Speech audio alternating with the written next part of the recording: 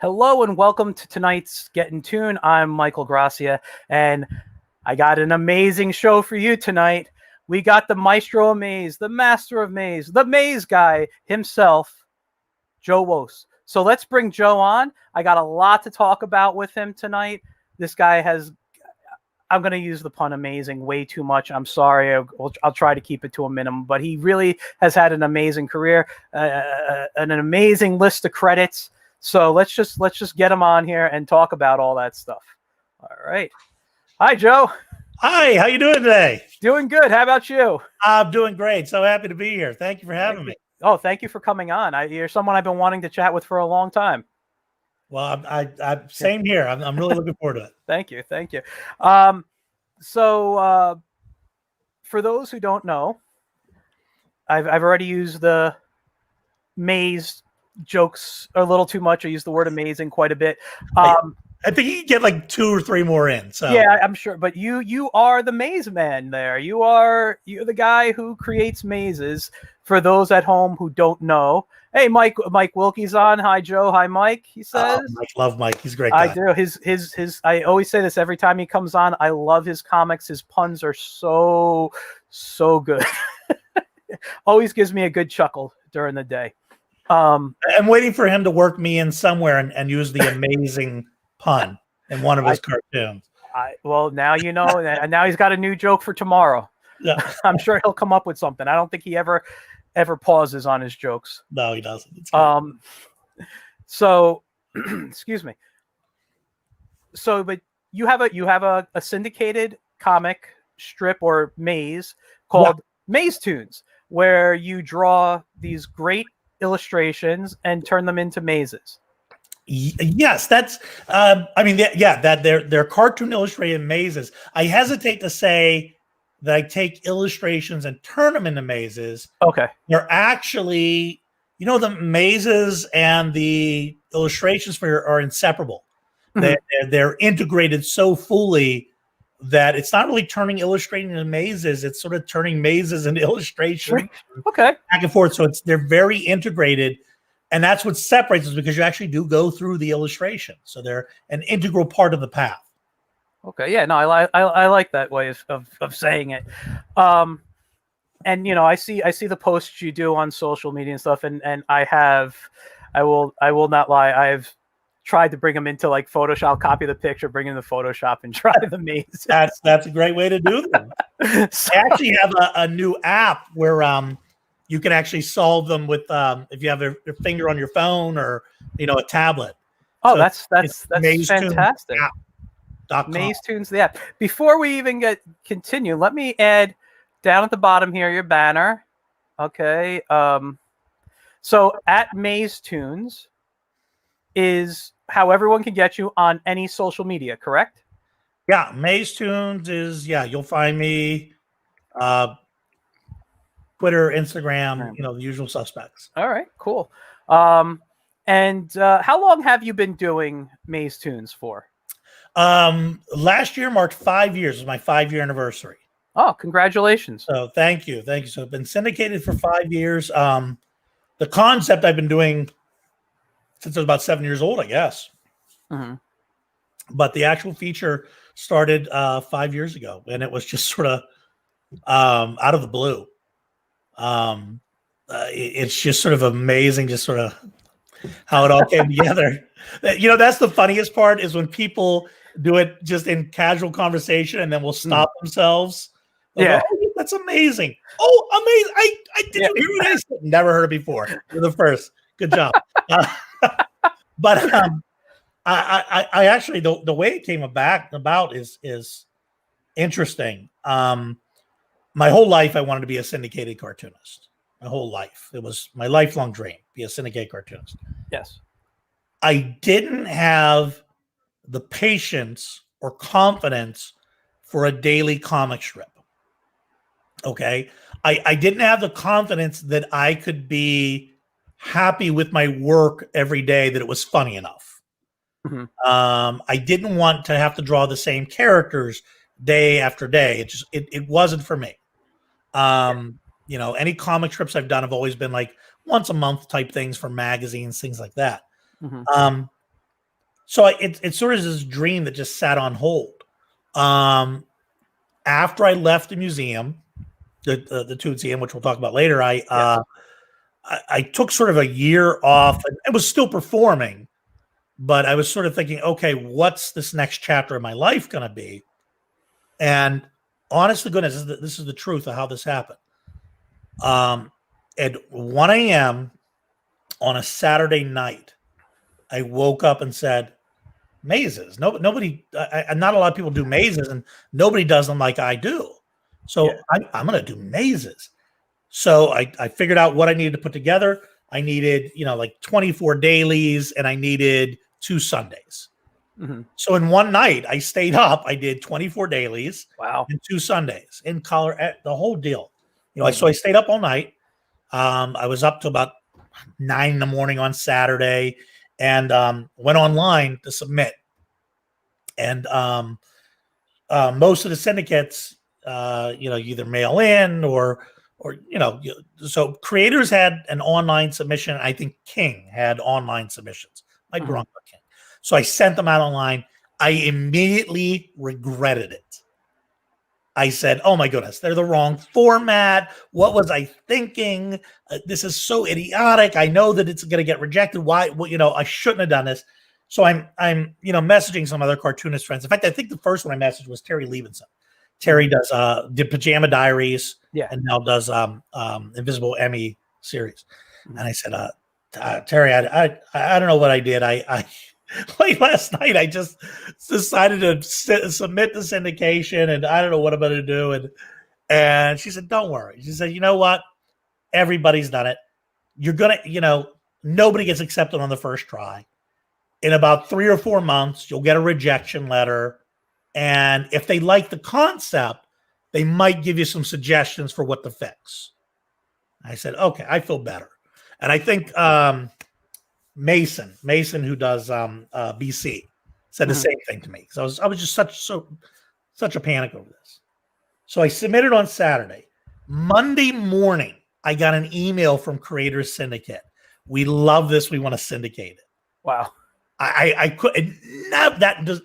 Those of you who are thinking of syndicating, this doesn't happen. Syndicates get thousands, of submissions, and maybe only do 1 or 2 now a year, a handful at most. So it was like winning the lottery to me without winning any actual money ever, and no hope of ever winning. It was more like winning an around the world cruise that was nonstop and on the Titanic. That was sort of more what it was like, but it was my lifelong dream. So it was just so exciting. But that's how it happened. It was just overnight. And it's the thing I tell young artists all the time. They say, what's the secret to this? What's the secret? I say, I don't care what field you're in. Mm-hmm. You're in a creative field, whether it's an actor, a writer, a cartoonist, a comedian, practice being lucky. And what I mean by that is, honest to goodness, is be ready. Yeah. Because your opportunity is going to come out of the blue, and you have to be ready. And chances are it's not going to be something you prepared for or expected. It's going to be an out of the blue opportunity. And when that, when opportunity knocks, don't sit there waiting to hear a doorbell, answer the door. And that's it. Practice being lucky, because you just got to be ready. That's fantastic. I'm glad we jumped into all this just to start. Usually I start with going back and into what, in the comic book world, we'd call your secret origin. Sure. I'd love to go back and just kind of get your childhood of cartooning, because you started professionally at an early age, and I'd love to get to that. But I'd love to know, when you got into cartooning, who were your influences? What were some of those things? So at 4 years old, I fell in love with Snoopy. My favorite character. I loved Snoopy. And I think at 4 years old, my parents caught me drawing on the walls with a crayon. And it was a crude Snoopy. They didn't yell. They didn't scream. They didn't get mad. They taped paper up on the walls and said, go ahead. And I just kept drawing and drawing and drawing. and never say, but it's just something I did constantly. I through all of school, through, if we were at a party, wherever it was, I always had a stack of paper. It was actually the paper I had was these giant computer, accordion, with the dot matrix printer paper. Because my uncle worked for a company called Westinghouse, and he would get, giant stacks of, thousands of sheets of this. So he would give it to me, and that's what I used. And I always used ballpoint pen. I never used pencil. I still to this day don't use pencil. In fact, in my entire life, I've never erased.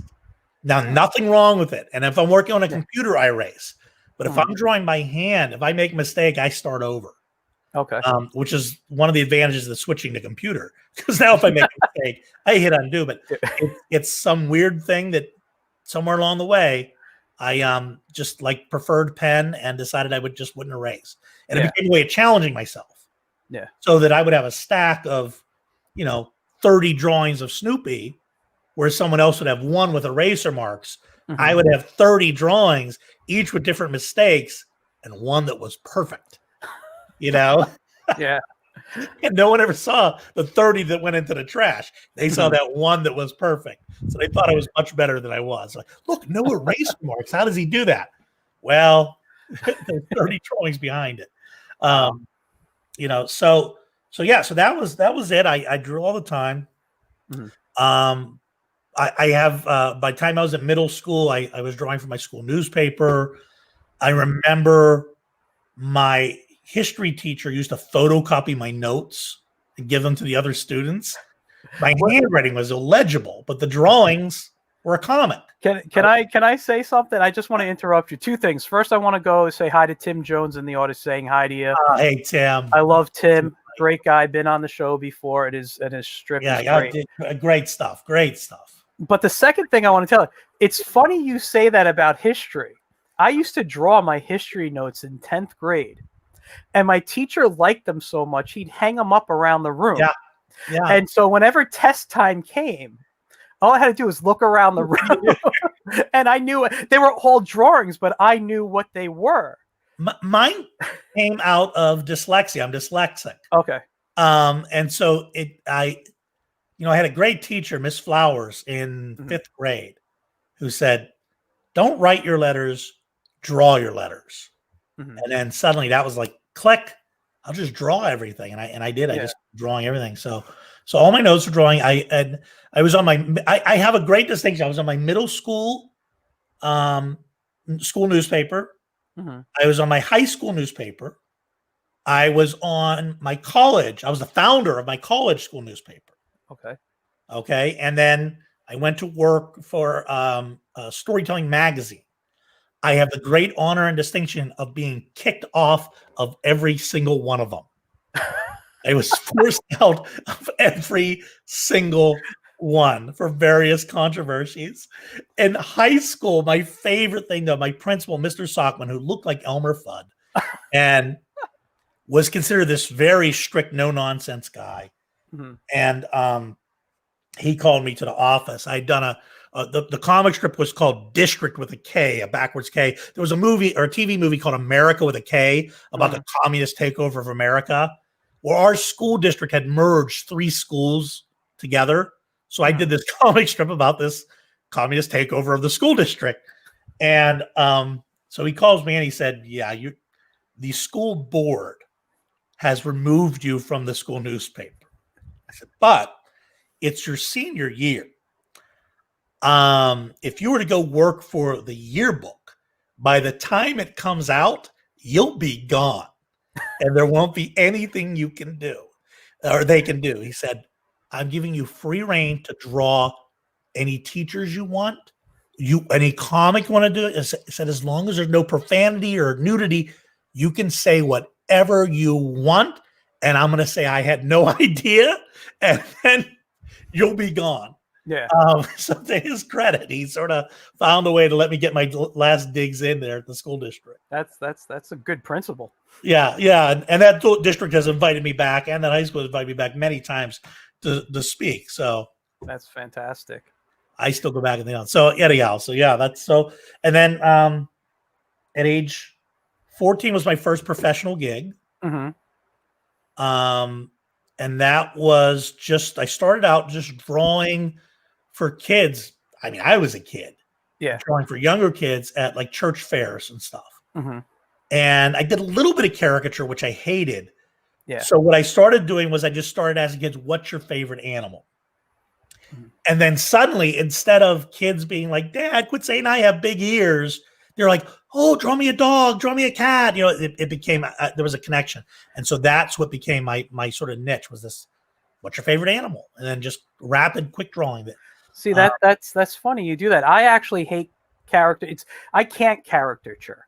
I would love to. It's one of those, like, I want to learn just to say I know how to do it. I don't want to do it professionally. Yeah. But I came up with what I call cartoonatures. I could turn people into cartoon characters, and it's one of those things where it's like, oh, I give them a big nose, they're not going to get mad at me, or give them funny ears or silly hairstyle. So it was kind of like that until they're like, can you draw me in the Archie style? Can you draw me like Superman? Yeah, sure, and then it was like, oh, well, now that's not really cartoonatures anymore.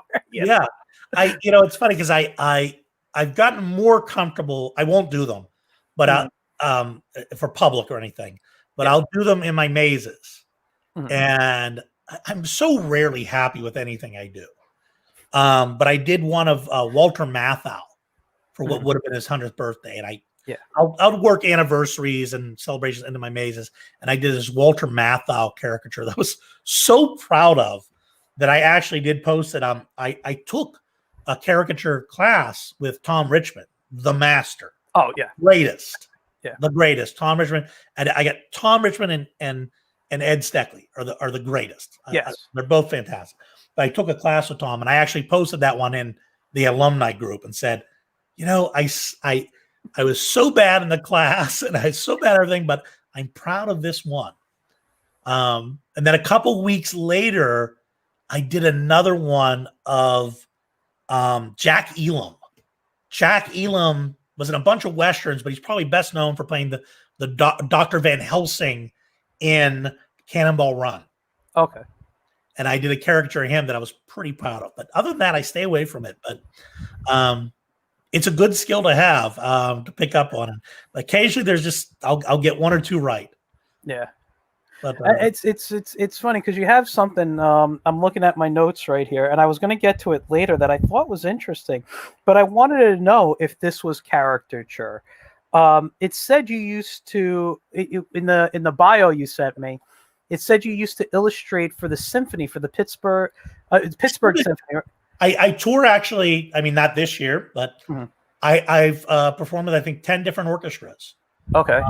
And I still do this. I tour with, or I'll go perform a symphony. So I performed with the Baltimore Symphony Orchestra, Syracuse, Erie, Pittsburgh, of course, West Virginia, just a slew of them. And what I do is I do live illustration, paper, marker, no erasing, of course, to the music. That's awesome. Carnival of the Animals, Young Person's Guide to the Orchestra, William Tell, Flight of the Bumblebee, all sorts of just this music. And I illustrate the music, and it's magical. It's one of my favorite things to do. Because I don't belong on that stage. Yeah. Do you have any are there any videos of this on YouTube? This sounds so fascinating.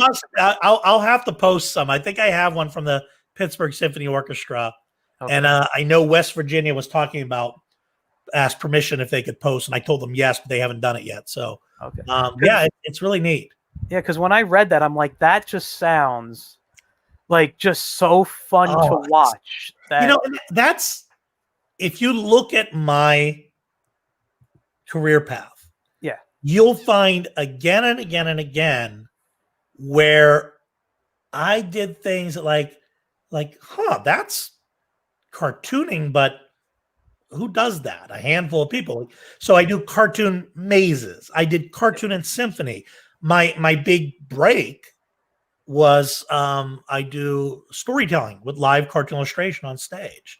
That was sort of my big break, because that was what got me to the Children's Museum of Pittsburgh.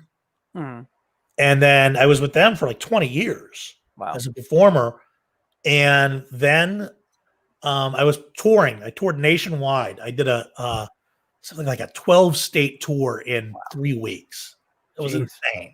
Pittsburgh to Kansas City to Texas, Texas, New Orleans, Orlando. I mean, it was just outrageous. Yeah. And I had a stop in Ohio. And there was this young kid. And maybe 5 years younger than me. I was a kid then too. This is 20 years ago. Yeah. And he says, hey, I love your stuff. Like, were you a fan of Snoopy? I'm like, oh my God, that's the reason I became a cartoonist. I love, Schulz work. He goes, I'm applying for a job as education director at this new museum that's opening up in California. And it's the Snoopy Museum, the Charles M. Schulz Museum. When I get the job, you're going to be the first person I hire. I said, okay, thanks. Darned if he didn't remember me. So the Charles M. Schulz Museum contacted me and said, hey, can you send out, we're opening up in a couple months. We'd like to see what you do. We've heard good things. Can you send out a video for Jeannie Schulz and everybody to see? And they said, we love us. So I became their first visiting resident cartoonist. Wow.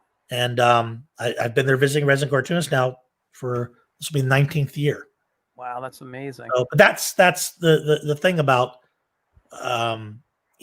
people always, there's that idea of, I came to a fork in the road and I took the path less traveled. Yeah. I came to a fork in the road and I took out a machete and then just started whacking like this through the weeds to make my own path straight down the middle. And then it became a maze. Yeah. But that's, it's always looking for interesting ways to, the same thing, even with the museum, it was, this is something different. Yeah.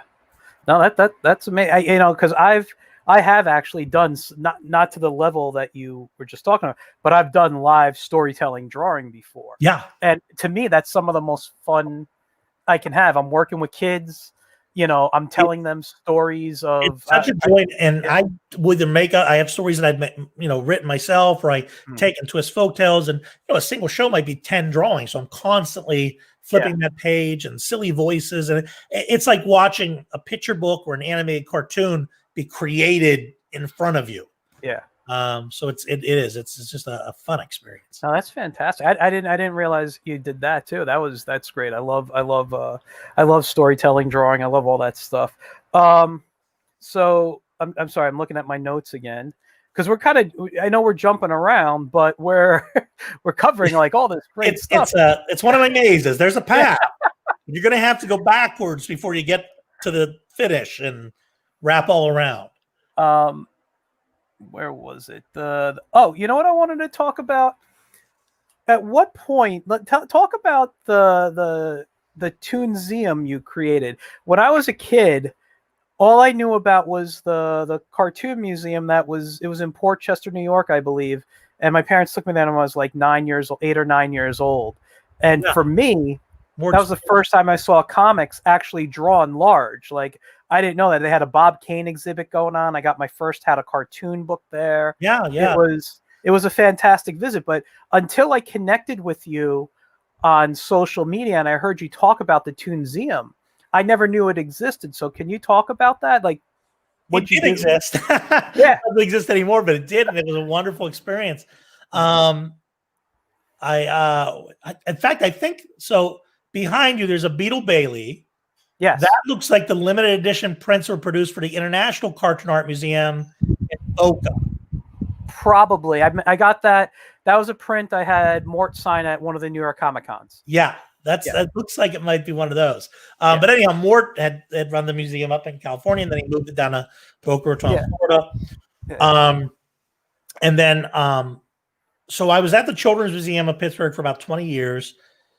And we prototyped, I said, I want to create something called the Toon Studio, sort of a interactive studio space where kids get a feel for cartoons, but I want to have actual cartoon art on the wall, because kids don't realize there's cells that, thousands of cells to make a cartoon, or that a comic strip is this big and a comic book page is huge. And so we did that as a prototype. And a year went by after that. And I said, I want to start a museum of cartoon art. And I actually called up Mort, and I said, Mort Walker, and I said, can you talk me through this? I think his museum was at the time struggling. I think it was about to go under or just gone under. Mm-hmm. And he said, "Oh yeah," he said, "I'll spend time here." He goes, "I'm going to give you one piece of advice. That's the most important piece of advice." And I said, "What's that?" He said, "Don't do it." He said, "You don't have the time, you don't have the energy, you don't have the money. You don't do it." And then he said, "Knowing you're going to do it anyway, here's everything I can tell you." So it started as this little hallway in the Children's Museum of Pittsburgh, Mm-hmm. and it was an awkward fit because we were doing exhibits of Zippy the Pinhead in a children's museum. You know, kids didn't care, that stuff. But we also did a lot of kid-friendly stuff. We did a lot of great Snoopy exhibit, everything. We did a bunch of stuff. So after about 2 years, I'm like, this got to get bigger. And we moved to downtown Pittsburgh in a storefront. And then after 2 years of that, we expanded it, had a second gallery. So it became a pretty substantial space. Yeah. About the size that a little smaller than San Francisco was. A little smaller than San Francisco, but still, for a cartoon art museum at the time, there were only three. OSU, Pittsburgh, and San Francisco. Yeah. And it became like the geek center of Pittsburgh. It became this community hub that went far beyond cartoons and comics. And we did exhibits that I'm so proud of and powerful stuff. And one of my things I'm proudest of is Pittsburgh, through, these exhibits that we did, we made people aware that Pittsburgh was the birthplace of African-American cartooning. That we had not just the Courier, which was syndicating all these great editorial stuff, Jackie Orms, the first African-American woman cartoonist, Pittsburgh. Matt Baker was, comic book legend from Pittsburgh. Yeah. Some of the first African-American comic books were published just outside of Pittsburgh. I wasn't aware of that. So we really tried to draw attention to stuff like that. The city got behind us. We actually did an exhibit at City Hall. Wow. The mayor was at our openings, for events all the time. We became like this really cool place that celebrities were visiting and all kinds of stuff. But I did that for about 10 years. And I had a strict policy of never displaying my own artwork because I never wanted it to be about me. Yeah. And after 10 years of hanging other people's artwork on the wall, you realized, oh, this was great, but I've gotten really off track from the dream. Mm-hmm. I need to pull away. And at the time, I felt like we had a good team in place, a good board, and I decided it was time for me to step away.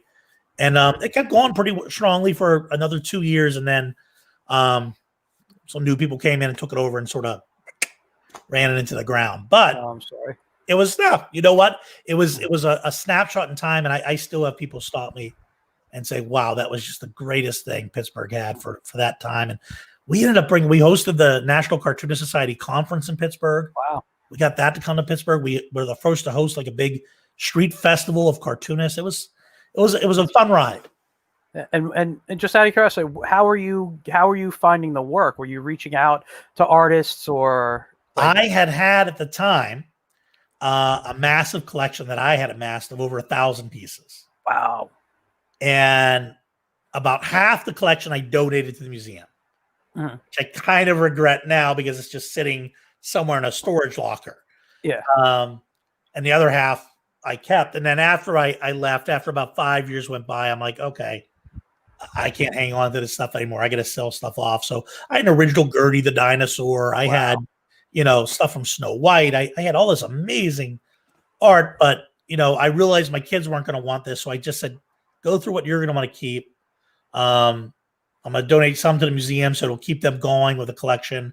And then the rest were sold off. But that was the bulk of it. And then the Ticonderoga Cartoon Art Museum closed down. Uh-huh. And they asked us if we would absorb their collection. So that added another 500 pieces. Wow. And then Mort's Museum closed down. Mm-hmm. And they donated all of that to Ohio State. Yeah. But Ohio State was told, look, anything you don't want or don't need or is doubles or triples, have Joe come in and see what they can use for his museum. So that added maybe another 50 or so pieces. Wow. And then artists started donating pieces, and then we get pieces on loan, traveling exhibits. We put together our own traveling exhibits. So we did some great stuff. It was a lot of fun while it lasted, but it was exhausting. It was 80-hour weeks. I could imagine. I could imagine. And you said it lasts about 10 years. When was it officially closed? Like what year? I think it officially closed down 2 years ago now. Okay, so no, because when you said you stepped away because you weren't going, you're off from the dream, and I think all of us have been in a situation like that. I think everybody like who grew up like me into cartooning, we all wanted to be syndicated cartoonists. Yeah. And I've come, my dream, it's still part of my dream, but I'm at the point where it's like, as long as I can cartoon, I'm happy. And, but I think everybody who's been a cartoonist, I'm sure Mike in the audience and Tim and everybody's like, I'm away from where I wanted to go. So you got back on track, and that's when MAZE TOONS happened, or? Yeah. So I, what actually triggered all of it was, I felt really off track. And then I decided, I gotta do something big. Yeah. So I decided to establish the world record for the world's largest hand-drawn maze. So this is a year before I leave the museum. Okay. So that became a huge phenomenon. I ended up a couple years later selling it to a company in China. Really? But it made it into the Wall Street Journal. It was like a worldwide thing. It was unbelievable at the time. So that was like me getting a taste of like, oh, I've really lost track of, me, of the stuff I want to do. Yeah. And then I did a book, which I took the Three Little Pigs and translated into Pittsburghese, which is the language we speak here in Pittsburgh. It's called the Three Little Pigs Burgers. And it raised like $20,000 on Kickstarter. And I sold 5,000 copies of it. I'm like, okay. Publishing is a possibility too. I'm like, maybe I need to look into this. And then my dad passed away rather young. He was, in his 60s. Sorry. And that sort of triggered like, I'm not going to live forever like I had originally planned. So I do have a finite amount of time to accomplish a bunch of things I want to accomplish. So I did a list of everything I wanted to accomplish in the next 20 years. And I accomplished every single one of them in a 2-year period. That's amazing. It was just this huge energy burst of just being extremely focused and just checking them off one by one by one. Just like, okay, I've done this. Now I need to write a book. Boom, did a book. I need to, do more mazes, get syndicated, get a TV show, do all these little things I wanted to do. And, I just started making things happen. And now I'm looking at this point in my life. I'm now 50, and I'm going, okay, I need to plan out the next 100 years. Maybe I will live forever, and I should find more stuff to do. So, we got a comment from Tim Jones. I'm going to put it up on the screen here. Tim says, I appreciate your kind words. That wasn't the one. I guess he just typed. I guess he just typed it as I was clicking. He says, Joe, you're an inspiration and hard worker. I hope to meet you someday. Oh, thank you. I work very hard to maintain my laziness. I work very, very hard at it. And what that means is so my syndicated feature, I have to do, 6 dailies and a Sunday. Okay. And I'm always behind. But what I do is I will sit down over 3 days and do a month's worth of work. Wow. So that I don't have to worry about it. And then I get closer and closer to the deadline. They're like, Joe, deadline. I'm like, all right. And then I'll do 3 months of work or whatever, months worth of work, and then quit for a while. So I work very, very hard at being lazy. So it takes a lot of work. People don't realize how much work it takes to be extremely lazy. You have to do, I'm working on a new book right now. And the deadline was the end of December for the first batch of 50 mazes, 50. And I had a 1 month deadline, which is insane, but in order to get the book done in time, 50 mazes by then, 50 mazes by February. Yeah. I sat down in 1 week and did them all so that I wouldn't have to work on them over the holidays. Yes. But 1 week of just intense drawing nonstop. There's a lot of hard work just so that I could be lazy for the remaining 3 weeks. Let me ask you this about your mazes. Now all the illustrations, the characters, whatever the pictures, it's always different. Yes. But do you find it hard to come up with different mazes, different paths, or? So the maze part of it, this is the surprising part. The maze part of it is easy. It is so intuitive. And it's funny because I've had, these professors at Carnegie Mellon University who have seen my mazes and going, my goodness, what a mathematical mind you must have. I'm like, no, my brain has no math in it whatsoever. There's no rhyme. There's no reason. The minute I start having a mathematical brain, these mazes will fall apart completely because there'll be no more randomness. Yeah. What makes them work is they're just sort of random stream of consciousness. They just happen. Yeah. So the solution, I don't plan out the solution ahead of time. I just start drawing and hope it comes out all right. And then I have to solve it at the end to make sure, okay, my brain was working right and it did good. I didn't want to do a comic strip because I didn't want to draw the same thing day after day after day. And now I'm, 5 years in on these mazes. How I wish I could draw the same character day after day after day. Because, I love drawing chickens, but I've probably done over the course of 5 years 20 mazes with chickens. Is that too many chickens? I don't know. Gary Larson seemed to get away with it. So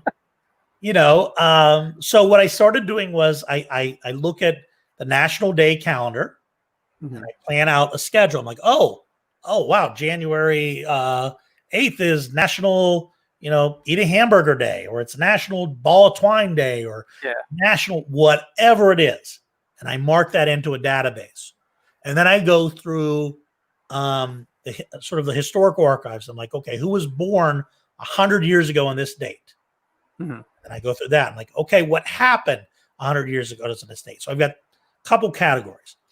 And then I'll still have days where I have absolutely nothing, nothing to pull from. And that's where I'll either just like look around the room and go, oh, a lamp. Okay, lamp maze today. Toaster. All right, toaster day today. Oh, I feel like drawing a walrus today. And then I have days where I'll do what I just call an abstract maze, which is just simple.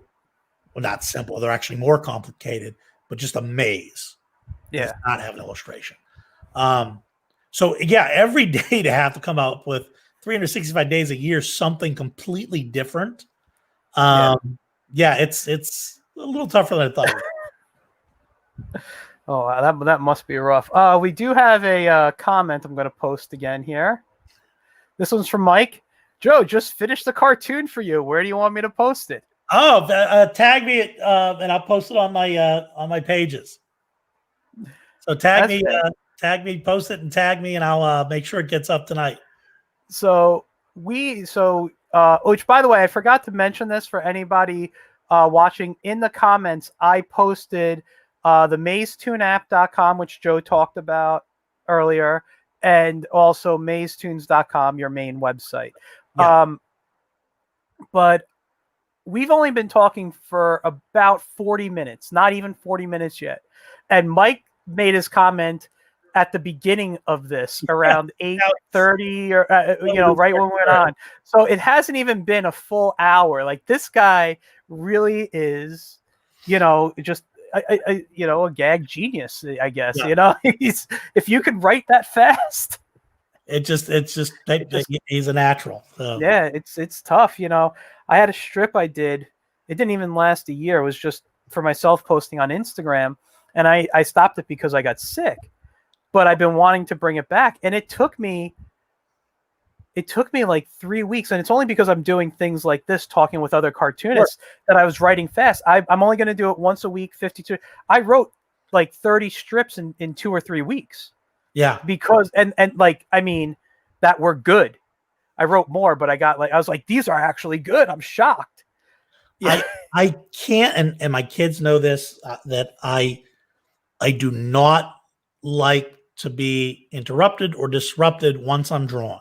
Yes. Once I'm drawing, I'll get into this groove and I don't want to break away because I'm afraid if I break away, it might be a week before I get back to it, or it might be, a couple days. Yeah. But once I'm gone, to do, 30 pages of book in one weekend, Yeah. I can do it, which is insane.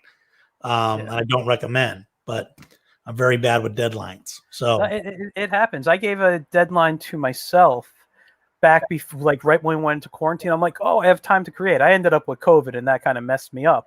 But it took me really about less than a month to draw an entire children's book that I wrote and wanted to illustrate. And I'm like, if it would have taken me a lot less time back before I got sick, but I was like, boom, I just focused on it every day, whatever time I had. My problem is, and this was with the ToonSeum, this is with everything, is I love ideas. I love ideas. Love them. Hundreds of book ideas, hundreds of exhibit ideas, hundreds of ideas. Once I put the idea, I sort of formalize it. The excitement goes away once I have to do the project. So I love coming up with an idea for a book. I love sending it to my agent. I love pitching the book. I love getting the contract for the book. And then I got to sit down and do the book. I'm like, wow, I already came up with the idea. I don't see why I need to draw the book. I already came up with the idea. So I say, I'm like, to my agent, I'm like, I need an incentive, the push. And she's like, you're getting a check. I go, yeah, I know, but well, the book's going to come out. That's going to be exciting. I'm like, yeah, I do get excited when the book comes out. I'm like, can they hire a sniper? I mean, just to sort of sit on the other side of my apartment and just have a clock up here. Here's your deadline. There's the sniper. Get it done. Yeah. And that's, I do. I get excited about the ideas, and then it'll take. I will, once the fire is lit. Right, I'm gonna just draw nonstop. Yeah. And it's not that I'm not drawing. It's just that I'm not drawing when I'm supposed to be drawing because another idea has excited me. And what's funny is, and a lot of the stuff you've been saying, I think we were like twins separated at birth somewhere, because I have a lot of the same issues. I have filing cabinets full of story ideas, all these ideas that I came up with, and my wife will say, when are you going to draw? I don't know. I mean, I had fun coming up with it. I had fun doing it. It's like, I don't want to draw it now. But it's something I do want to get done. I'm bipolar. I'm ADHD. I've got all these things working against me, but I wouldn't give them up because they're also the secret behind my creativity.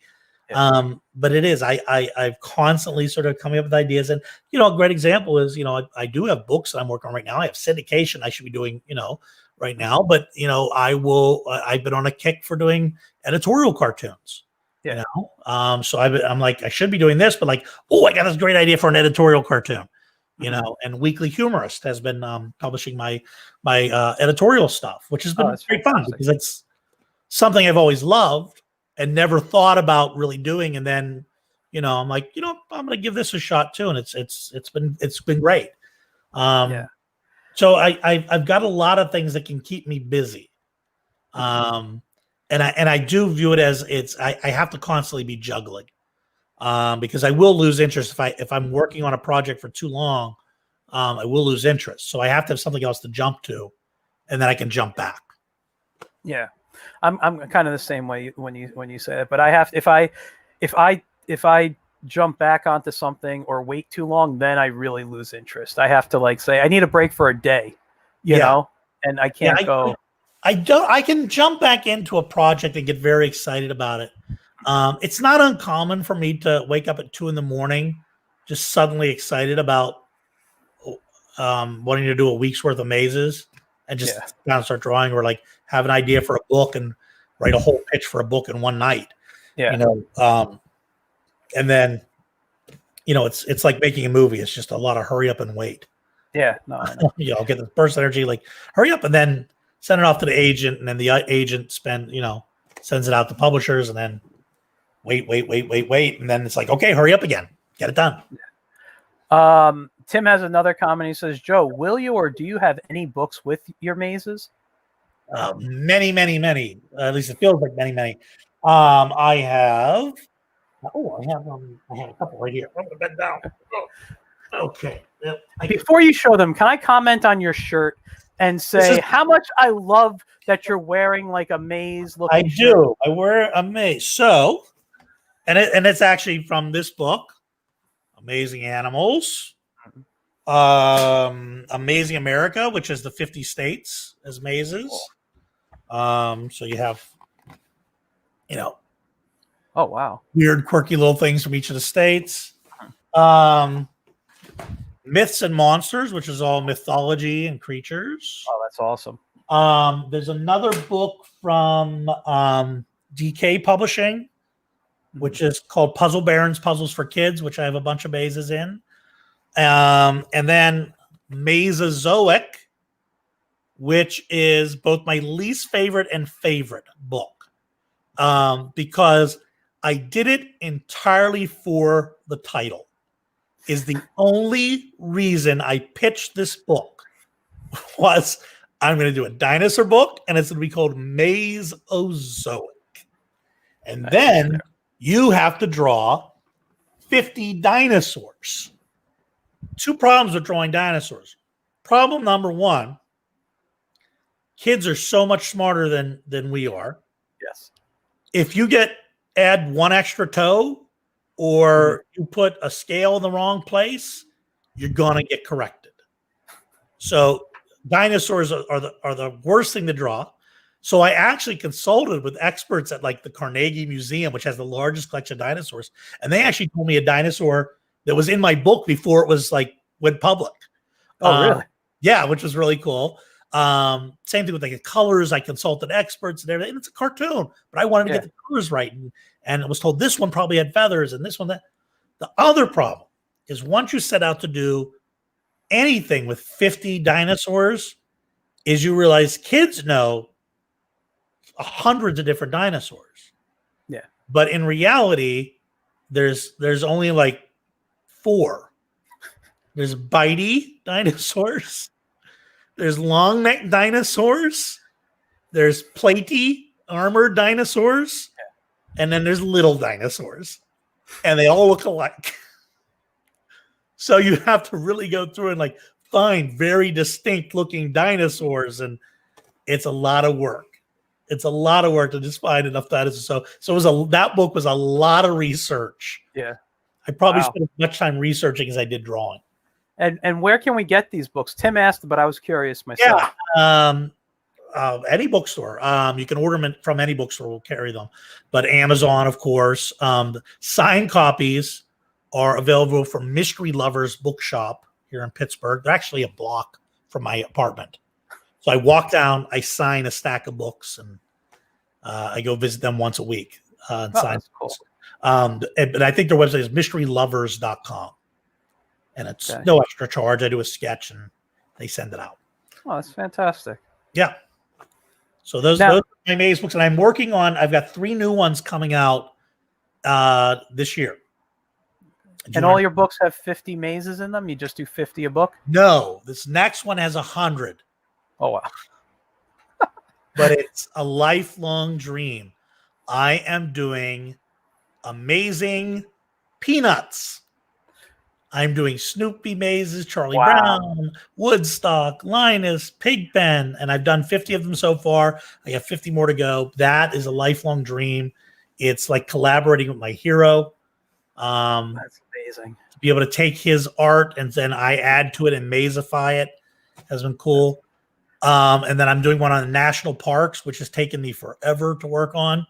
Mm-hmm. And then I have another one that's going to take all 4 of these books, put them together into a massive 200-page maze book, and then it'll have 10 additional new mazes. So 3 maze books coming out this year so far. So big year. That's amazing. I keep saying that, but I mean, it really is. I just want to comment one more time on the shirt. That's your artwork, right? You had it printed on material? Yeah. I have probably about 24 different designs. And do you get them made up, or you just get the material and someone makes? No, them I have them made. There's a couple companies that do, what's called dye sublimation printing. Yeah. And I'll wait until they have a coupon for a good deal, and I'll order 10 shirts. No, that's just fantastic. I love looking at that shirt. Yeah, I see a lot of pictures of you like at shows and things, and you always have. And I always ask people, where can I buy them? Where can I buy them? And you can't yet, but maybe at some point. Yet. I've given Yet is the key word. I have given some away. We probably don't have a lot of kids tuning in right now. Not that this is a horrible story, but at a bar in New York at 1 a.m. So nothing good happens after 12:30. Yeah. And this guy comes up to me, and he's drunk, and I'm not particularly sober, and he says, I love that shirt. And I'm like, oh, thank you very much. He's like, you don't understand. I need to have that shirt. I'm like, it's a one of a kind. It's, it's my shirt. I'm the only one who has it. He's like, I will give you $100 for that shirt. I'm like, I would, but this is my shirt. He's like, I will trade you my shirt and give you $100 for that shirt.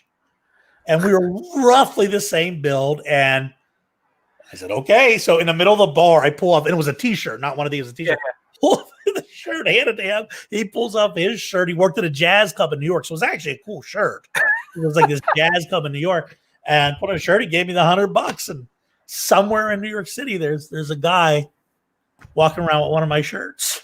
Wow, it's amazing. Yes. If I ever walk around the city again, because God knows when you see that guy, like, I know. I'm like, I know where you got that. I know the story. Yeah. Tim had another question in the comments, and you kind of answered it, but he goes, "How many times did you submit to syndicates before you got picked up?" Now, okay, so this is Tim, you're gonna hate to hear this.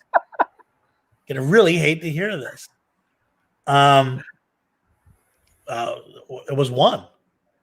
I got accepted by the first syndicate I submitted to.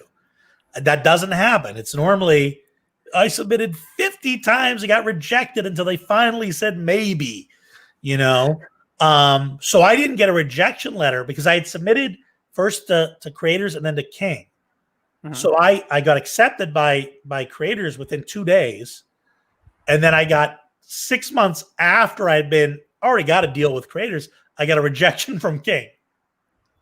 So I was like, well, I don't care. I already got accepted. I don't care, King.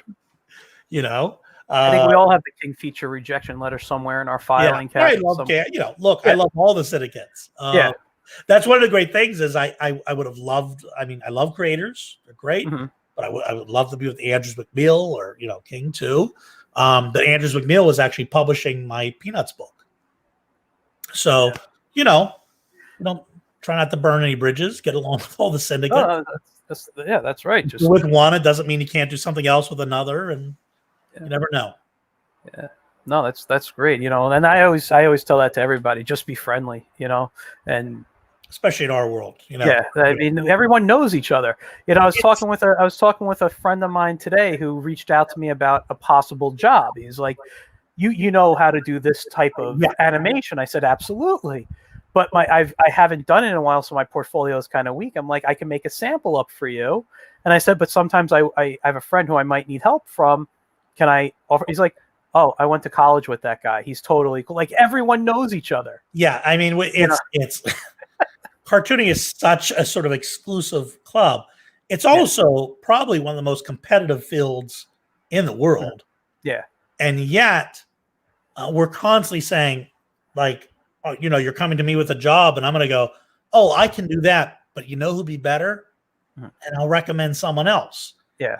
I mean, what other field do you have people turning away jobs? Yeah. And saying, this person's really better for what you want, and you should give them the work, So it's a very generous group. It's a very kind group, very supportive. Yeah. Very supportive. And speaking of being in the groups, you're a member of the National Cartoonist Society. I'm a member, and I'm also a board member. I'm the secretary for the National. I wasn't aware. But that's congratulations. That's awesome. But this year, which I got to congratulate you on, and I watched online when everything happened. I was watching it on YouTube. you received an award, what they call the Reuben, Yes. for what was it, in the variety category. Variety category. Can you explain to those who don't know what is the variety category?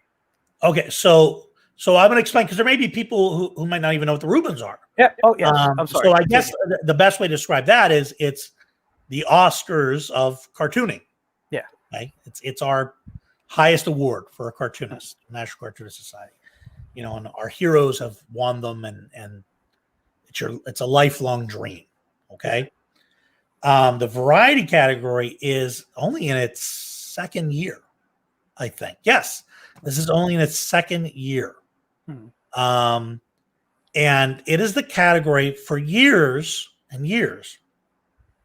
Some of the greatest cartoonists of all time have never won a Reuben, because they're not comic strips, but they are on the funny pages.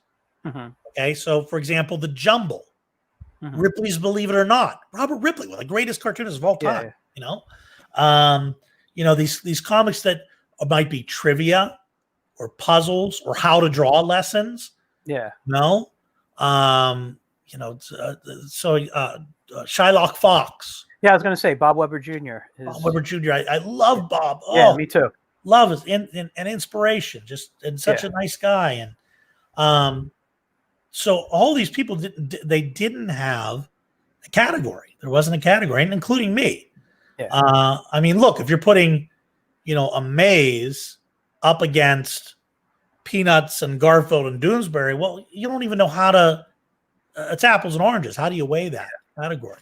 So they created to their credit, they realized there was enough people in this category that it deserved its own category. So I won this year, which was a huge surprise. This year was unbelievable. I mean, besides it being unbelievable for everybody because of COVID, this year my Maze Toons turned 5 years old. I turned 50 years old, and my birthday weekend, I won the Reuben Award. So the day after I turned 50, I won the Reuben Award. So it was like that was a big weekend. I was very, very excited. It was a lifelong dream. And again, this is what made me go, I don't have anything for the next 50 years. I've been doing everything. Yeah. I need to really plan this out better, come up with some new stuff. Yeah. I'm just doing this because ultimately, like at 70, my goal is to become a lounge singer in a really seedy bar in like either New Orleans or Reno. That's really my life goal. Yeah. This is just this pays the bills, and I enjoy doing it. So now when we wanted to quarantine, you actually did something. I was doing it on YouTube for the students I work with, but you did something a little bit. You took it, I guess, a little further, or you did a little bit more than I did. But you were giving away like free drawing lessons and just having people watching you draw.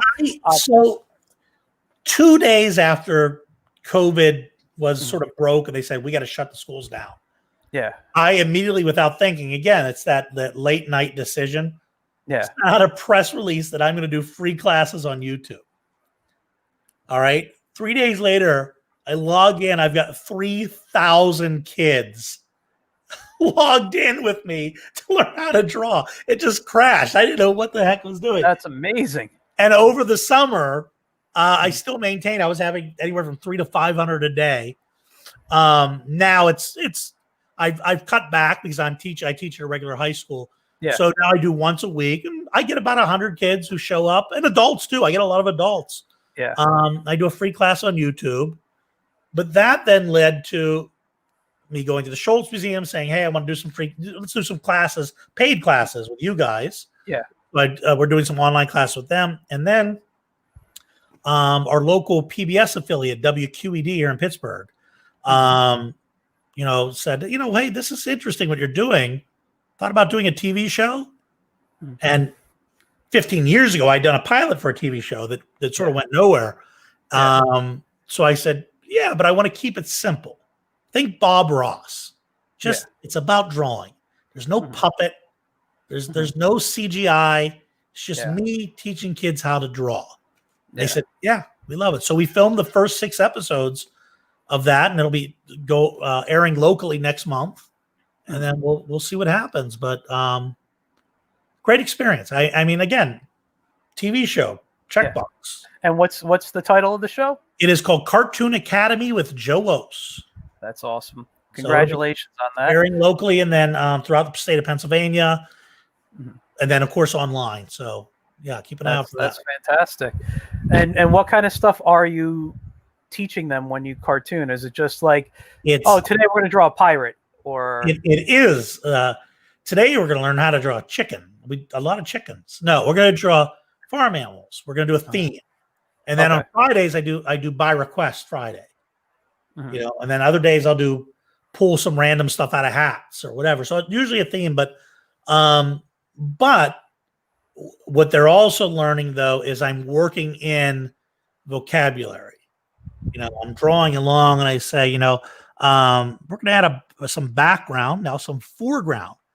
Foreground is everything that's in front. Background is everything that's behind. The middle ground is where our character's standing. So it's just casual conversational. Yeah. Pause. Here's the words you need to know. And, you know, and then every drawing ends the same way. Sign your name. Take pride in your work, because I want every single kid, adult, everyone to take pride in what they're doing. So that's always my key message is be proud of this work. That's awesome. That's awesome. I when I work with kids, I tell them the same. The final thing is sign your name. You need to know who did it. You need to know, you want to signing on the back of the drawing. What? I hate that. That's a teacher thing, I think. Like in school. And I always hated it. I'm like, every kid in this class knows which drawing's mine. Yeah. You know, they know which drawing's mine, and they know which drawing's Timmy's, and they know we know who's drew what. Yeah. It's not, there's no good or bad. It's just different. Everybody's a little bit, different. And exactly. Some will make it a career. A lot won't. Yeah. They don't care. They don't care that they're not going to be a cartoonist. They're going to be a football player or a scientist or whatever. So exactly. Right. Exactly. And with the Cartoon Academy, is those 6 episodes just the season, or is that all you shot right now? That's all we shot right now. So the idea being shoot the first 6 episodes, which we got funding from the state of Pennsylvania, and then for the education department, and then we'll shop around to funders and so forth. Public television, it's all about. Yeah. Can you get the public support? Can you get the funding? But I mean, I'm feeling I'm a lot more confident about this than I've been with a lot of other projects. It was a surprisingly easy sell. It was a great shoot. We shot all 6 episodes in just 2 days. Mm-hmm. We had a break in between because of a snowstorm. Yeah. And then, but we finished up, and now they're in editing and post-production and all that stuff. So should be February. Oh, that's cool. Good luck with that. I got 2 other things I wanted to bring up, and if there's anything else after that you want to talk about, let me know. Sure. First, there was one thing you sent me which I thought was very interesting. It says here you're the brand character integrity consultant for Charlie the Tuna for Sunkist. Now tell me, for those who don't know what that is, tell me what a brand character integrity consultant is, and how did you get involved with Sunkist? Starkist. Sorry. Starkist. One's juice, one's fish, and you don't want to mix those 2 up because not be a good breakfast morning. 10 years ago, it's exactly 10 years ago. I'm fascinated by history. I'm fascinated by Pittsburgh connections. Where I'm always looking for the Pittsburgh connection to everything. And I'm looking up. I'm like, oh my goodness, this is 10 years ago. This is actually 11 years ago. I go, next year, Charlie the Tuna turns 50, and Starkist's headquarters is in Pittsburgh. Okay, I didn't know that. Okay. Yeah, it's in Pittsburgh due to constant buyouts and moves. But Starkist has been here for a long time now. I'm like, I wonder if they're planning anything, because at the time I'm running a cartoon museum. Yeah. And so I contacted them and I said, hey, I run this cartoon museum. what are you guys doing for the 50th anniversary? Do you want to do an exhibit about the history of Charlie? And they said, oh, that sounds great. I said, we are planning a 50th. We've got every museum in Pittsburgh has contacted us to say, and these are, Carnegie Museum of Art, the Andy Warhol Museum, the Pittsburgh, multi-million-dollar budgets and $100 million endowments. And here I am with my little, museum in downtown Pittsburgh.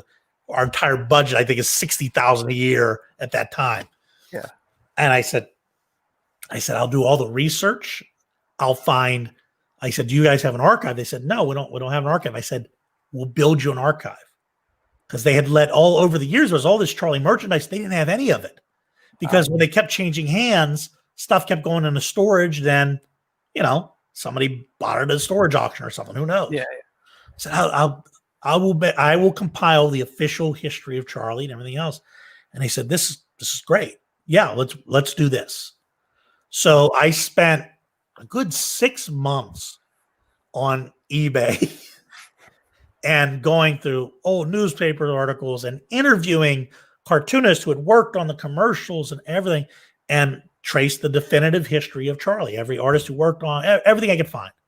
Mm-hmm. And we did this beautiful exhibit. It was really spectacular.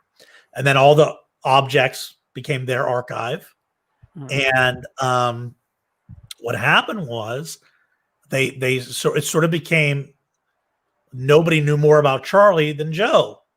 So, there's a lot of people who know a lot about Charlie, especially there, but I became sort of the impromptu historian. So they're like, well, we're going to do some new commercials with Charlie. And so one of them said, I don't think Charlie would say that. Like, well, ask Joe what Charlie would say. And so they said, would you create our style guide for Charlie, the Bible for Charlie, the character Bible? And I said, yeah. So I created Charlie's Bible. Basically, my job is to say a talking tuna fish wouldn't say that. So you'll never see Charlie with his hat on backwards trying to rap. Yeah. Because that's not who he is. He's a hipster, and he has to stay sort of trapped in that time. So it became sort of this thing. And then they started, anytime they got a call, somebody said, like, I've got this Charlie the Tuna lamp. They'd like, oh, ask Joe about that. And because I'd done so much research. It was actually funny because when I did the exhibit, I am responsible for Charlie the Tuna artwork and merchandise going through the roof on eBay. So when we started it, you could pick up a Charlie the Tuna production cell for $5. Okay? Yeah. But then I started buying all of them up. And I caused the market to go through the roof to where it was up to $200 for a Charlie the Tuna production cell. Wow. So it was like I had, intentionally caused the land, everything went up. It's now sort of settled back down a little bit, but not to the level where it was. Yeah. But so anytime they're doing something new with Charlie, commercials or an exhibit, or someone's writing wants to do an article about Charlie, or, the Advertising Hall of Fame is inducting Charlie, anything like that. Yeah, I do like the official videos where I'll talk about Charlie or, be interviewed. So that's how that came about. And it really is. I came up with the title because they said, what do you want us to call you? I'm like, well, my job is really to maintain the integrity of the character. And both those words are important, integrity and character. And that's my job, is to make sure that someone doesn't come along and give Charlie a nephew who skateboards or, Poochie from The Simpsons or a cousin Oliver. My job is to make sure he can stay in the ocean, he can talk to a shark, but he can never jump the shark. Exactly. Yes. That's it. I like that. I like the way you said that. Now, the last thing I wanted to specifically talk about was something that really interested me. You co-authored a book called Animation Celebration, the top 100 animated TV characters. Now, number one, before I got into making comics, my whole life was about animation. And I'm not going to lie, started learning to make comics at 13, but before that, I just wanted to be an animator. So I was making flip books. I was doing all this stuff. And I read everything I could. I watched everything I could. I read comics before I started drawing them, but the whole thing, my whole life has been about comics and animation. Yeah. And when I saw this book come out, I wanted to pick up a copy. And to be honest, when I found out that you were the co-author, because before I even knew you were the co-author, it came up in one of my like, oh, you may like this because you purchased this type of thing. And I'm like, oh my God. Right. And then when I found out you're the co, I'm like, I'll wait until I go to a con. I see you there. This way I can buy it, talk to you, get an autograph copy. And that will be, you know, and that'll be how I get the book. So I haven't bought the copy yet. But I want to know how that book came about. How did you choose the top 100, you know, and what kind of research went into it for you? So the way that came about is my co-author, Martin Gitlin, has written, goodness, about 100 books on sports. Okay. And he's written a book on the Great American Breakfast Book, which was a great book too. He was looking for a co-author to do this animation book. But he wanted somebody who had some expertise in the field as a historian. So he contacted, I think, the Cartoon Art Museum in San Francisco, Andrew Farago, who has written some of the best books in the world on Batman, Ninja Turtles, 80s animation, everything. Yeah. And Andrew was just too busy at the time. And he said to Martin, like, you should contact my counterpart in Pittsburgh. You're in Cleveland. Andrew was actually from Cleveland originally. So, but you know, you're right next to each other, and contact him. He knows, you know, a lot about animation and history, and I think it'd be a good fit. So Martin contacted me. He said, do you want to do this book? I said, yeah, how are we going to do this? He says, well, you do 50, I'll do 50. I go, yeah, but how are we going to decide who gets to write about Bugs Bunny? I mean, you know, this is going to be contentious. He says, well, I don't know a lot of the contemporary stuff, and honest to goodness, if it was him writing the book, it would have been just the top 100 Hanna-Barbera and Looney Tunes only characters. Wasn't that he didn't know the other stuff. He knew the other stuff very well, but he loved every character. Like, loved the Looney Tunes characters. Yeah. So he's like, Pepe Le Pew has to be in the book. I'm like, Pepe Le Pew's in like 5 cartoons, and they were from the movies, and Me Too movement's coming, and no, we can't have Pepe Le Pew. No. Oh, but I love Foghorn Leghorn. I'm like, maybe. It's just every character he just was so passionate in love for. And my job was to fight with him and say, no, we need to have this character, or we need, we have no diversity, and there's these great characters that aren't being represented, and let's drop this character, our top 10, we knew number 1 all along. That never changed. But that top 10 jostled as we had to incorporate more modern characters, and then editor would say, you don't have, this represented or that represented or this character, and we would just go back and forth. So it was quite an experience to really just sort of develop our top 100. Can I ask you, without, if it spoils the book and you don't want to say, it's okay. But who did you put as number 1? Bugs Bunny. Okay, because I was going to say it's either Bugs Bunny or Mickey Mouse, probably. Well, and Mickey Mouse, I don't think belongs in the book at all. Oh, and really? Here's why. Mickey Mouse is a great icon. Mickey Mouse is a great iconic character. He's a great iconic film character. He is not a great TV character. Okay, because the word character, personality. Mickey's a lame personality. He's a great icon, but his personality is kind of boring. Donald Duck. I've said that on multiple occasions. Donald Duck is a great character. Donald Duck also, when you think about television, from Disney's Wonderful World of Color, he debuted with a bio about Donald Duck. DuckTales, the reboot of DuckTales. Quack Attack. Donald has had better staying power on television. Even I think even arguably when people think Mickey Mouse Club, when they say Mickey Mouse, they can't help but say Donald Duck. Donald is so great. So Donald, I think, is the better character for Disney. There's not a lot of Disney characters in the book because Disney did not do as great a job on television. Gargoyles, Goliath from Gargoyles is in the book. But there's not a lot of Disney in the book because they made their name in film. Yeah, I'm not going to disagree with you. I was a kid when the Disney Afternoon was popular. I was in middle which school, was a golden age, and it was, and I loved all that stuff. They inspired a lot of what I do. But if you look at their classic characters, and I've said this about a lot of their cartoons, they were boring, like you said. They weren't as fun as watching a Looney Tunes or even a Hanna-Barbera cartoon. Well, and Walt knew that. I mean, that's the whole reason Donald Duck exists, is because he couldn't be mean to Mickey anymore. Yeah. You know, and Mickey couldn't be a jerk anymore.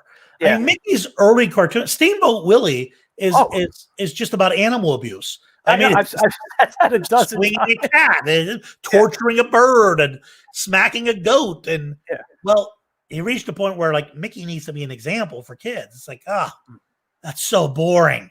Yeah, I need a character people can hate. Donald, you know, you need that edge, and that's the other thing about if you look at the greatest characters, the really great characters, whether it's animated film or TV or whatever, it's usually the villain or a character who has bad traits, because they're much more interesting. Much more interesting. The heroes are so boring. Heroes are boring. Could you give me your top 5 that you put in the book? Who you could? It doesn't have to be from the top 10 list, but your top 5 favorite characters you put in this book. Yeah, my favorite characters in the book, Snoopy. And Snoopy, interesting because I didn't put him in because of his TV series, but those animated specials. Look at how much uproar there was over it going to Apple. Oh yeah, no, because, I know. You know, 6 generations have grown up with this cartoon. They tune in. We have cable. We can watch whatever we want. We have DVDs. No, we sit down as a family and watch this together that night. That's powerful. So Snoopy, great character. Right at the top of my list of every list, you know. Snoopy, Daffy Duck. Love that, Daffy Duck. Bullwinkle, but not Rocky. Rocky's a straight man. That's his job. He's not a good straight man, but Bullwinkle's the funnier of the characters. Trying to think of who else that's in the book that I really regard highly. This is one. So this is one people hate that is in the book, but I fought for. Okay. So I'm like, well, we need to include some of that 70s, you know, Hanna-Barbera superhero stuff. When you watch that stuff, those superheroes are not that great. No, they're not that great. Okay. But I love Hanna-Barbera. I will say I love Hanna-Barbera. I love 70s Spider-Man. You know, but so my pick from that, the Wonder Twins. Oh my God. And the reason being because remember the book's about animated TV characters. Yeah. They were created for TV. Yes. You know, they weren't comic book transplants. They didn't make their name in comic books first and then come over to TV. They existed purely for TV. And there's a generation that views them as like, I love that. You know, that's a important part of my childhood. Yeah. Look, Caillou isn't in the book. In 30 years, someone else is going to update this book or write a new book, and they're going to love Caillou, and I'm going to fight them. You know? Yeah. But if that's what their generation loves, that's what their generation loves. So that's a character that kind of like snuck in real low. But I love that character. Trying to think of what else, you know, I mean, so many of them are kind of the obvious Yogi Bear, things like that. Crusader Rabbit was important for me to get in from a historical perspective, just as the first sort of created for TV. Yogi Bear, of course. You know, Filmation has a very special place in my heart. Yeah, same as a here. production company. Lou Scheimer, who was the founder of Filmation, was from Pittsburgh. Late in his life, he became a good friend of mine. We named a gallery of him after him in the ToonSeum. Oh, wow. So the Filmation stuff has a very special place in my heart. So Skeletor, great character. I like Skeletor. And, you know, things like the Archies. We actually didn't have the Archies, but we put Josie the Pussycat, which was Hanna-Barbera. But you know, we tried to make it sort of across the board, some interesting stuff. And you know, his approach was we should do a top 100. What are the greatest cartoons? And I said, my approach is let's cause fights at Comic Cons. Let's have two best friends who have grown up together and now in their 40s come to blows over this book. Yeah. That's make people argue. Because no matter what we pick, we're wrong. Yeah. No matter what, we're wrong. I tried to balance it that I could argue every character that is in there. I could argue for, but there's arguments I lose. A lot of younger people say, "Why isn't this character included?" And I go, "That character came out 3 years after the book, Yeah, and has only been on the air for an hour. It's your favorite character, you love it, but no, it's why isn't there more anime? Well, Pikachu's ranked really highly. Speed Racer is in there. It's just not the anime you know or love. Yeah, exactly. But it was a fun project. I'll never do it again. You'll never do it. The only other question I had about the book is when you wrote about them, were you writing like their history, or were you writing like highlights of their episodes, or what was both? Everything. Because it's their history. It's about their character, about who they are. It's their traits. It's their catchphrases. It's what was their first appearance. And a first appearance isn't always first episode. Yeah. Snoopy first appeared in a car commercial. Oh, really? That I don't. Yeah, I mean, I knew that. I didn't remember though. Yeah. He appeared in a car commercial before he actually appeared in any of the animated specials. So you have sort of that. So it's a lot of all of that, putting it together to make this argument of, this character has a 10 on the historical impact scale. But only has a 5 on their actual personality, but has an 8 on groundbreaking style, or has a 10 on pop culture influence. Very often, historical significance and impact and pop culture influence don't match up at all. They're just, you have characters that are so important, like Crusader Rabbit, that are forgotten for the most part today. Yeah. But you can't argue that Cartman deserves to be in the top 10. I got to say, I do hope we see Crusader Rabbit come back now, because they were part of Fox Studios, and now that Disney owns them, I'm hoping they kind of go through their characters and say, let's just pull out this classic, and even if we remake it, do an updated version, or just show the old stuff, I'd be thrilled for that. Yeah, I mean, we'll see what happens. I'd love to see some stuff come back. I mean, there's a great wealth of material out there, but I also want to see the opportunity for, new creatives, new characters. Oh yeah, no, so it's sort of that tough balance of like, yes, I really want to see, Luke Skywalker to pull from films, but hey, Mandalorian's pretty good too, So this idea of like, how do we balance, make room without tying them too tightly to weigh them down. I understand. It's not an animation thing, but I'll connect to animation because Boba Fett first debuted as animation.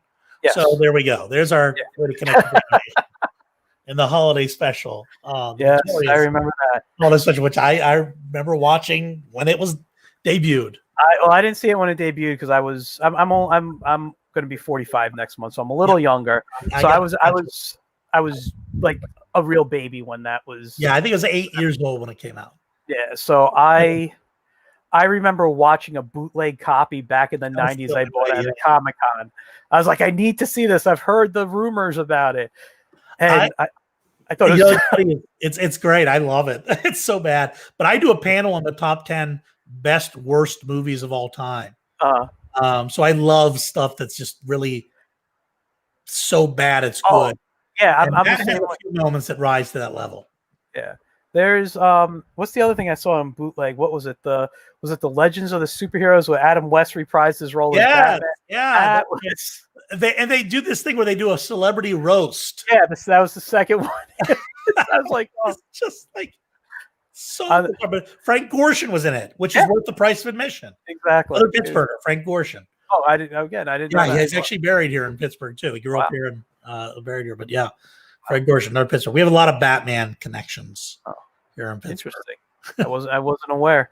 I don't. You know, I go into my knowledge of more about the art than about the people behind the art. Sometimes, like, I'm really bad with names, but if you say, "Oh, he drew this" or "he wrote this," I'll be like, "Oh, know exactly who you're talking about." Yeah, sure.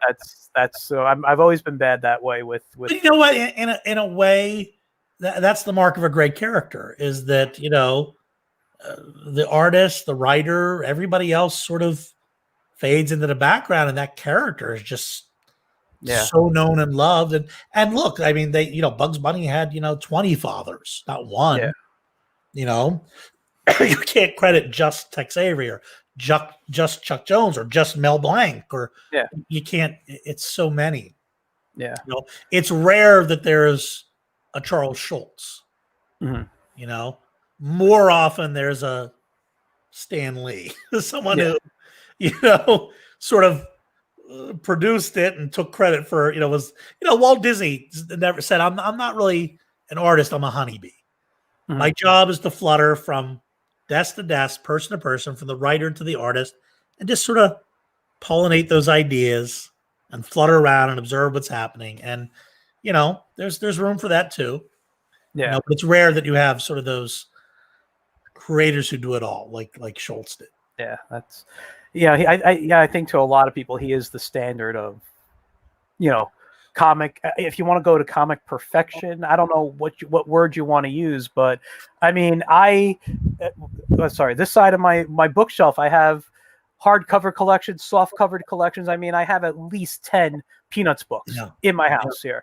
And just in my studio, I probably have one in my bedroom that I read on and off when I, for bedtime reading or something. So, like, it doesn't matter when it was made, whatever it is, you love Schulz. I don't know anyone who says, I hate Peanuts. I loved Peanuts. It was my all-time favorite.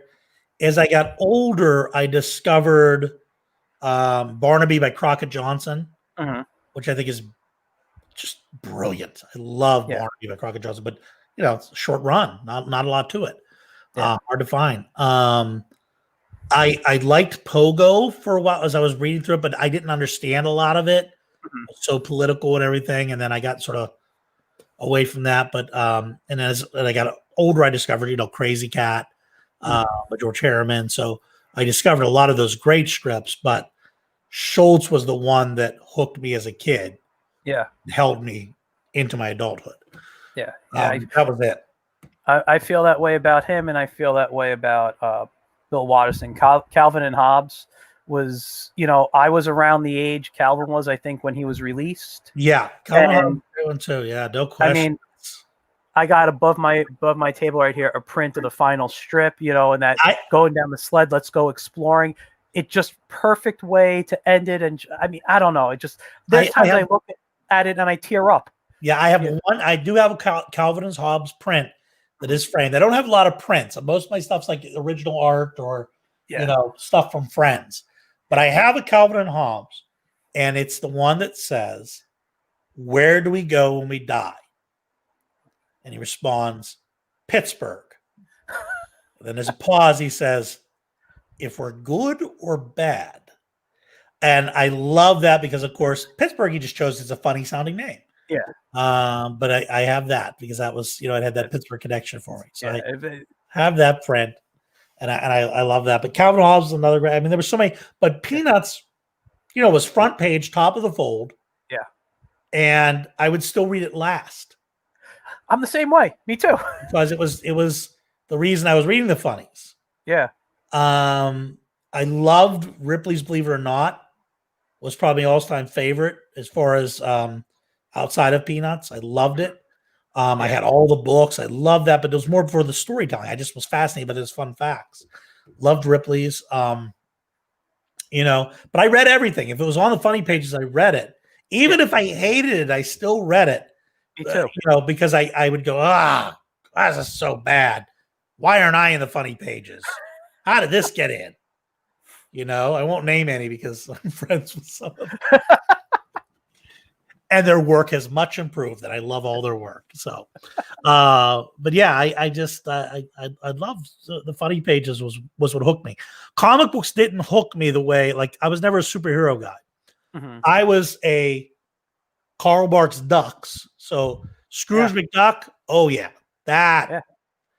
If you would have asked me, like, who's the master of comic book storytelling, hands down, Karl Barks above everyone else. Oh my God! Now, go ahead. I'm sorry. I know there's people who say, "Oh, but what about Batman's?" No, the complete package of storytelling, telling a story, drawing it in a way that is just so unique.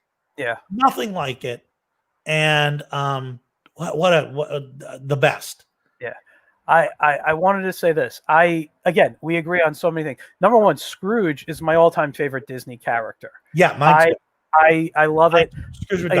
And it's one of those things, like, I'm one of those guys, if Karl Barks didn't draw it, if it's not Don Rosa, I won't read a Scrooge story. Rosa, yeah. Those are the only two duck artists. I will if I can't, shame on me for drawing a blank on their name. There's a couple here just in Newcastle, Pennsylvania. I know their name because I'm friends with them, and when they draw, he's the closest we've come to Barks. Oh, really? As far as the drawing style. So I will read their stuff too, but yeah, it's loved. Karl Barks was the absolute master of comic books. Yeah, I grew up loving superheroes too. I watched the cartoons. I read the comics. I didn't start collecting until I was 13 in 1989, but I was always more of a strip guy. And to this day, I'd rather pick up a comic strip and sit through a collection of comic strip books than I would a comic book. Now I do own. I just got this in the mail today because I'm a big Tolkien fan, and I have prints of the artist. Great. And this is just. I mean, I don't know if you've seen this, but the artwork in here is just beautiful. So I'll read things like this, and I picked up recently, because I'm a Jack Kirby fan and I love this stuff, but I'm not picking up modern day superhero books. I'm going to the stuff I loved when I was younger, and it makes sense. That's what we do. I mean, it's and there's some stuff I love that's out there, but it's web comics and things like that. I don't pick up a whole lot of comic books. That was actually my biggest struggle with the ToonSeum was the weakest part of my knowledge base was comic books. Just because growing up, I did like the Harvey stuff. I like Hot Stuff and Richie Rich and Dot and Little Lulu, but and I would read a lot of Archie stuff. Basically, whatever I could get at the flea market, an entire box of stuff without covers for $1. Yeah. And then the collectors came in and said, no, mine. But there was a day when you can go to a flea market and pick up Star Wars figures for $0.25 too. So those days are gone, but that was a magical time because you could get comic books, so cheap that you would just, pour through them, I remember when I started collecting, I would go to like garage sales and flea markets and buy stuff just so I could have books cheap and I can just read back older books and get to know the history of characters that I didn't read up until just then. My first production cell my first piece of animation art I ever collected was a Raggedy Ann production cell. Wow. That was I was flipping through some old Life magazines at a flea market, and this cell was right in there. Okay. So I started flipping through the other magazine, and there's another cell from another show, stuff from 60s and 70s. Yeah. And I'm going through all these, and I find about 20 cells that somebody just placed in Life magazine was how they just stored them. Wow. Life magazines were the huge magazines. And I remember. I figured, these are big enough to fit a cell. Yeah. So the woman's behind her, and I go, how much for these production cells, for these cells? And she's like, what are those? I go, they were in the magazine. She's like, well, you got to buy the magazine. And I go, all right, there's 20 magazines. What and she's like, $5. Gave her the $5. Went out. I think like each of the cells at that time were between 200 and 1,000 because it was a boom. It was this is the 80s, Yeah. So they were doing well back then. That's what got me started sort of collecting. Wow. It was the late That's 80s, amazing. 15, so. Amazing. Well, I'm kind of out of questions. I'll be honest with you. I'm enjoying talking to you, but right now I'm just out of questions so much that I want to have you back on at some point so I can just ask you new stuff. Yeah, absolutely. I don't know, but I don't know what that stuff is yet. Is there anything that we haven't talked about that you'd like to bring up and share? Yeah, can I tell two quick stories about? Yeah, go for it. Me being a cartoonist. The first is sort of when the reason I became a cartoonist probably when I was in kindergarten. I had Ben Fairless Elementary had an art teacher named Mr. Weaver, who may or may not still be with us. I don't know. He was a couple years ago, but I don't know. Mr. Weaver was the art teacher, and he collected cartoons. Like he had autographs from famous cartoonists and stuff. And my dad, I grew up in a town called Braddock. My dad was a steel worker, and this is the 70s, early 70s. And my dad, I would ask my dad where he worked. He would point to the mill, and of course, all you'd see is the pollution. That was it. But my dad worked in the powerhouse. I was 5 years old, something like that. I wanted to be a steel worker like my dad at that time. Yeah. So we had an assignment for Parent-Teacher Day. Parents were going to come in that night. 5-year-olds. What do you want to be when you grow up? 5 years old. What do you want to be? Okay, I want to be a dinosaur. You know what I mean? I wanted to be a steel worker. Yeah. So just take your crayons, draw, full color, beautiful drawing. So I took the piece of paper, I took a black crayon, and I scribbled all over the page. I filled it with smoke, so it was just covered. Yeah. Showed it to the art teacher. Yelled at me, screamed at me. You don't follow instructions. Go to the corner. Your parents are going to be so ashamed of you. Blah, blah, blah. All yelling, screaming at me. Tears in my eyes. Didn't want my parents to come to the school. They come to the school and they know I like to draw, but my drawing's not up on the wall. All the other kids' drawings are up. My drawing's not up. This kid who loves to draw, no drawing on the wall. Probably why I opened a museum too. My drawing, not on the wall. Mr. Weaver says, I want to show you what your kids did. As you may have noticed, they were to draw what they want to be when they grow up. Your son drew this. My dad took one look at it and said, that's the steel mill in Braddock. How could you live in Pittsburgh and not know that's a steel mill? Look at the smoke. That's a steel mill. My dad starts yelling at him. You don't understand how kids think. You shouldn't be a teacher. Mr. Weaver ended up apologizing. My dad taught me see the world through kids' eyes. I always did that. So that was the point. That right then, I said, forget this still working thing. I'm going to be a cartoonist. And someday, Mr. Weaver is going to ask me for my autograph, and I'm going to tell him no. So fast forward 30 years. I'm invited to come speak at Ben Fairless Elementary. Mm-hmm. I'm not even sure they know that I'm an alumni, that I'd gone there. Yeah. Because it's been decades. Okay. So when I get there, I tell the principal, I went to school here, and I don't tell him the story. I just say I went to school here. And he goes, well, do you remember any of your teachers? I go, I only remember one, Mr. Weaver. He goes, he's still here. He's 60 years old or something, or 70. Who knows how old he is? But he's still there, still teaching. Would you like to meet him? I go, oh yes, I'd like to meet him. So I go and I go to the art room, and he's very excited to meet me. He says, oh, Joe Wos. I go, you know me. And I told him that whole story, and we kind of laughed about it. And then I went on stage, and I do my show. Kids are applauding. Come off the stage. Mr. Weaver's there, standing next to the principal. Principal says, what an amazing job. We're so proud of you.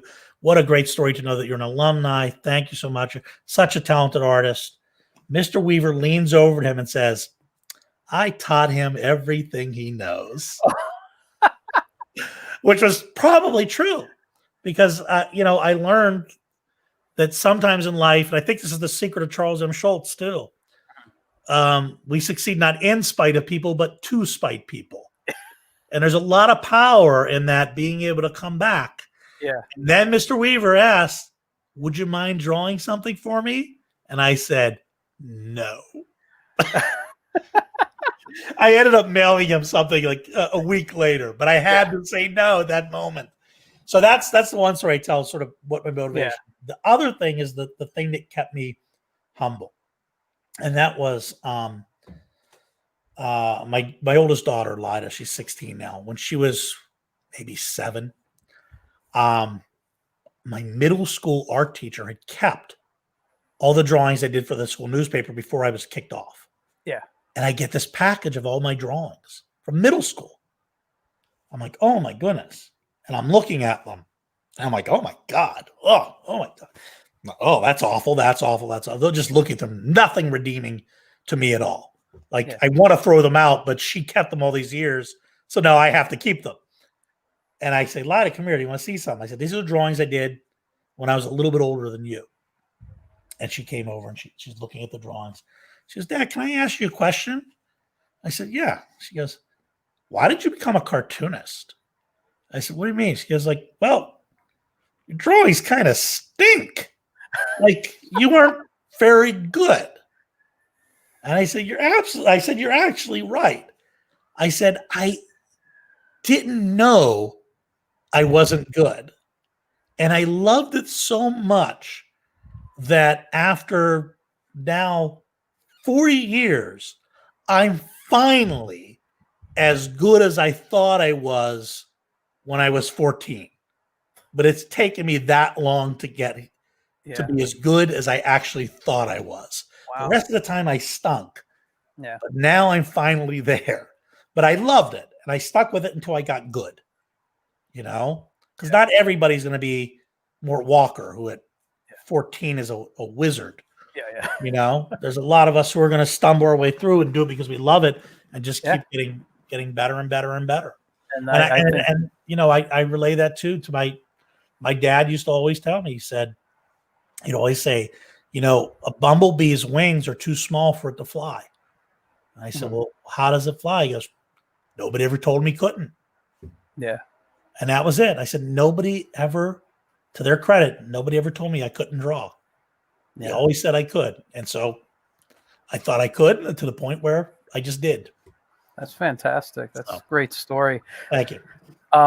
I just want to go to the comments real quick. There's somebody watching because I this runs on my Facebook, my YouTube channel, and my Twitch channel all together. Someone's watching from Twitch. I'm not going to be able to say this name, but it's TeekZ3D. He made a comment that says, I wanted to animate. It never happened.